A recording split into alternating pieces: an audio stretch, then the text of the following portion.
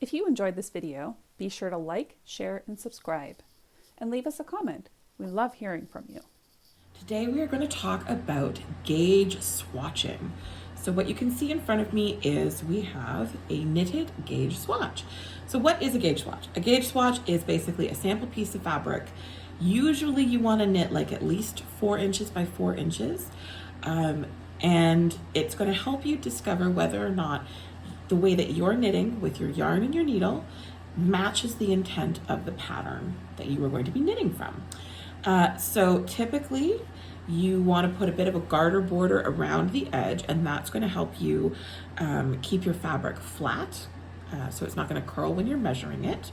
So here I cast on a bunch of stitches, knit a few rows back and forth, and then I did some stockinette here in 1 needle size, and then I did a couple of garter rows, and then I did a different needle size just to compare and contrast between the two.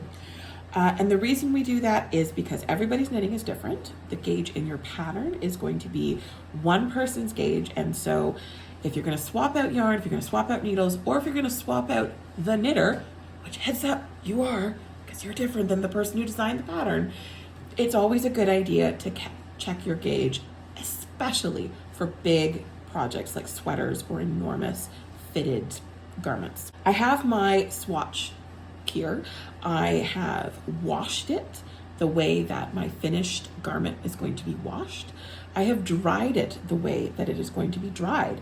So in this case, this sweater I'm going to wash by hand and air dry. But if you were going to machine wash it and then air dry, you should machine wash and air dry your swatch, because it's supposed to tell you what the end product is going to be like.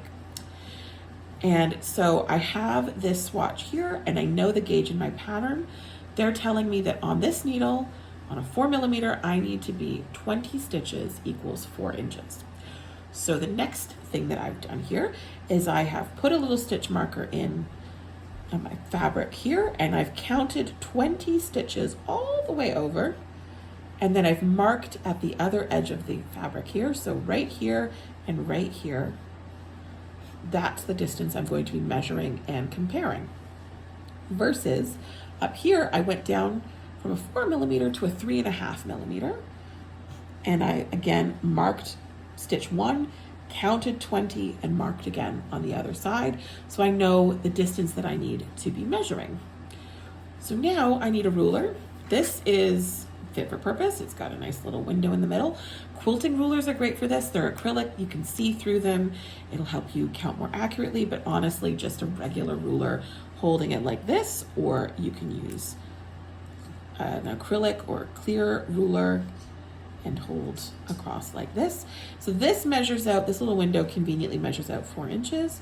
And you can see if I line up one side with my stitch marker here, all the way over here, this is what is supposed to be at the 4-inch mark, but I've actually got more stitches here than my 4 inches, which tells me if this needle size is too small, and I'm going to need to go up a needle size or 2 in order to get 20 stitches all the way over here. They need to be just a little bit bigger. Each stitch needs to be just a smidge. Of course, when I was choosing to knit this swatch, I didn't think I would have to go bigger. I thought maybe I'll have to go smaller. So I instead knit with the 3.5 here, which if I line up, you can see even less of my 4-inch window is covered by this fabric. So what this is telling me is that the 3.5 is too small, the 4 is too small, so I'm probably gonna have to go up to 4.5 or maybe a 5. So I'm gonna have to redo my swatch, or I could get really nerdy with it, which I wouldn't recommend, and figure out what the difference is between this and project and forecast, like, do I need to hit 4.5 or 5? But that seems like a lot of brain work, so I might just knit a different swatch and instead try it with the 4.5 and a 5mm needle and just see whether I hit the gauge that I want to hit. Now you will notice I was focusing on my stitch gauge instead of my row gauge. It's a lot easier to adjust the height of how many rows you knit than it is to adjust the number of stitches once you've started the pattern. So for this sweater, if my row gauge is a little bit off, that's okay. I will just knit a little bit less to get to the underarm, or a little bit more, depending on whether I've got too many rows or not enough. Same thing for the sleeves and the body. Just add a few more or take a few rows extra out. That's okay. It's the stitch gauge that's really important. And you might think, well, it's almost 4 inches here. Can we just get away with it? But this, on this 3.5 size needle, I'm at 3.5 inches, which means that for every 4-inch period, I'm losing 1/2 inch of fabric. If I am knitting a 60-inch sweater for myself, I'm gonna lose out 7.5 inches. It's gonna be too small, it won't fit over my body. So gauge swatching is a small little analysis of the bigger piece and is really important to get a good fit. I hope that answers your questions about swatch knitting and sets you up for success to knit nice fitted garments that work for you in the future. Happy knitting!